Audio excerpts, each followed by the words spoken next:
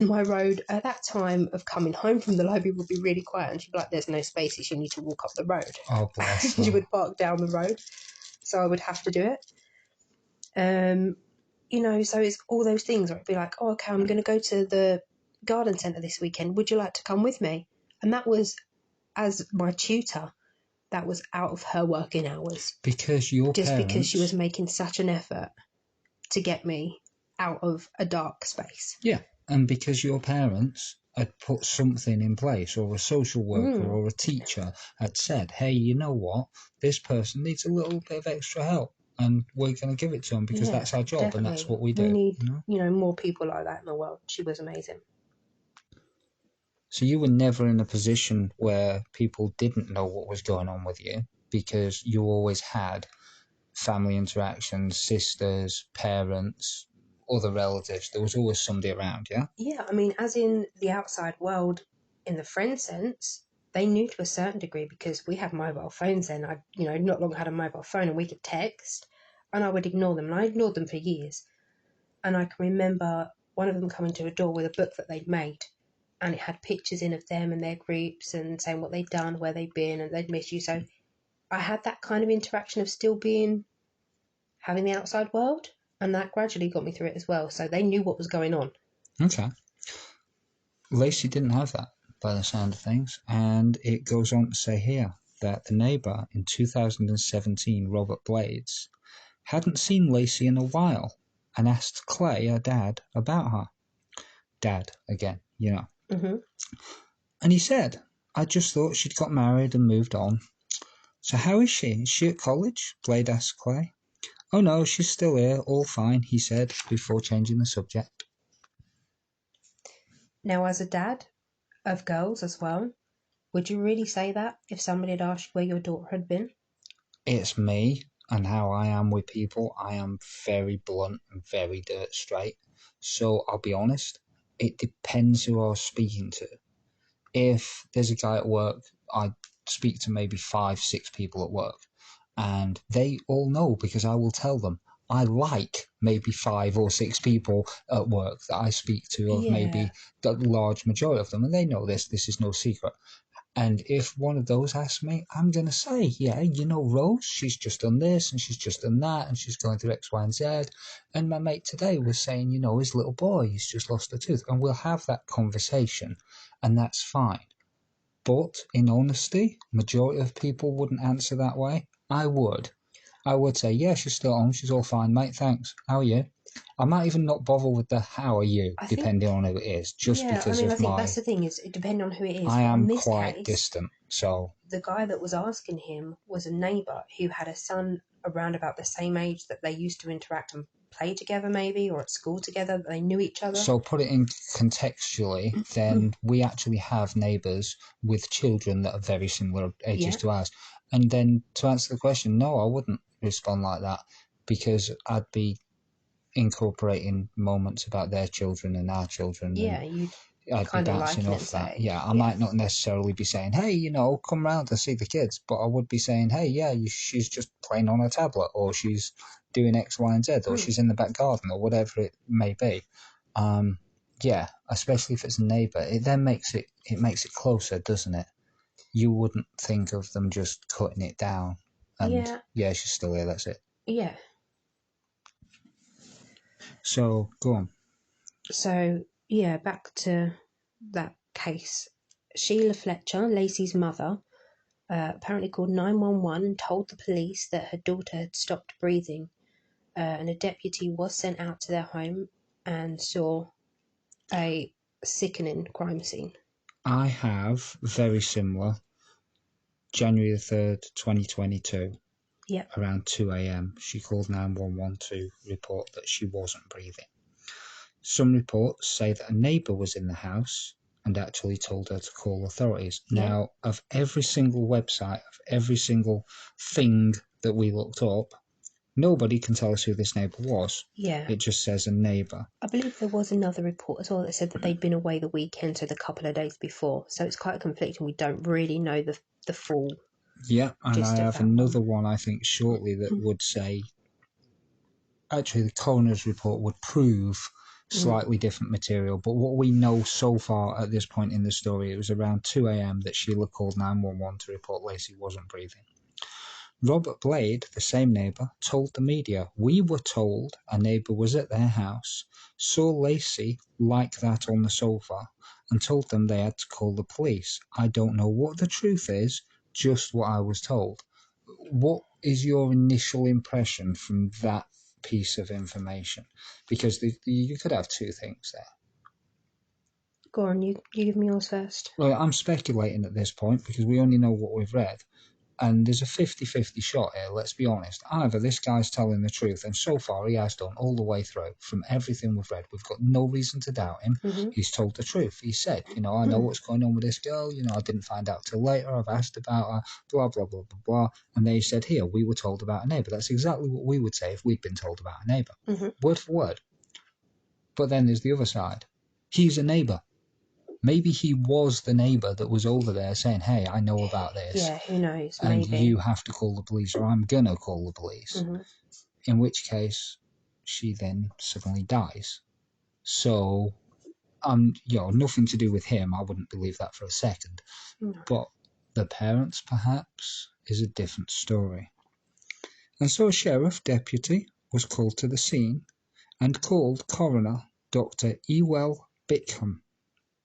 Sheriff Jeffrey Travis said, "I've been a sheriff for 6 years and I've seen a lot happen, but this case is by far the worst." Would you like me to go into the coroners? Yeah, go for it. The coroner stated, "I opened the door and walked into the house. There was a stench, odour, feces, fecal material, urine. You couldn't hold your breath."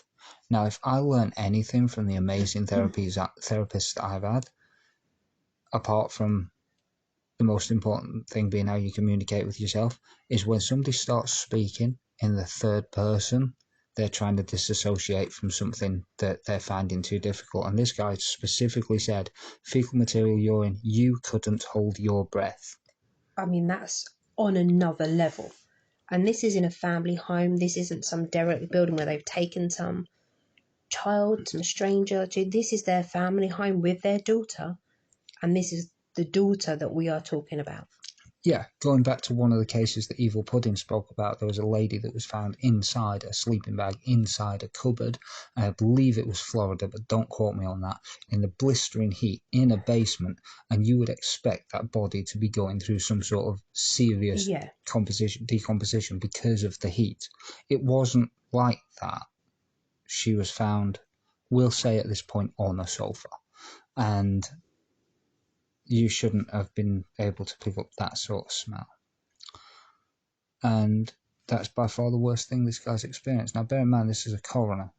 This isn't somebody just average Joe off the street who's going, oh my God, look, I found a body. What's going on here? This is a coroner. Dead babies, dead people, mass shootings, whatever it may be. Yeah, Some horrific he's stuff. seen enough to... Yeah. District Attorney Sam Diaguela, and if I'm pronouncing that incorrectly, I'm not sure. Don't care. Let's say District Attorney Sam. Yeah, District Attorney Sam Diaquila sought murder charges and will prosecute the Fletchers at trial. He shared the images with the dailymail.com. He would not, however, release them for publication. Now, I totally understand that. Nearly all were unpublishable due to their horrifying graphic content. I have been on social media. I've reported, and I very, very rarely report things because I believe in freedom of speech, freedom of expression, but I reported a picture where they'd advertised it, somebody had dropped a baby.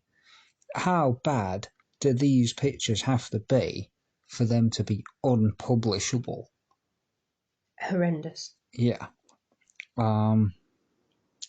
Should I carry on with the description, or have you got more there? No, go for it, yeah. Over the years, her body wore away the cushioning of the sofa that she was on. a brown leather sofa. That's some pretty durable material there, leather. Yeah. You know, this is what you wear on a motorbike to stop your skin coming off you when you scrape across the floor. It adds like 12 seconds if you're doing 30 miles per hour, if I remember rightly, on a bike before you get ripped to shreds. So this is leather. This is leather sofa, and we have seen pictures of this sofa which you can attach to it. So it'll be on our Instagram. yeah.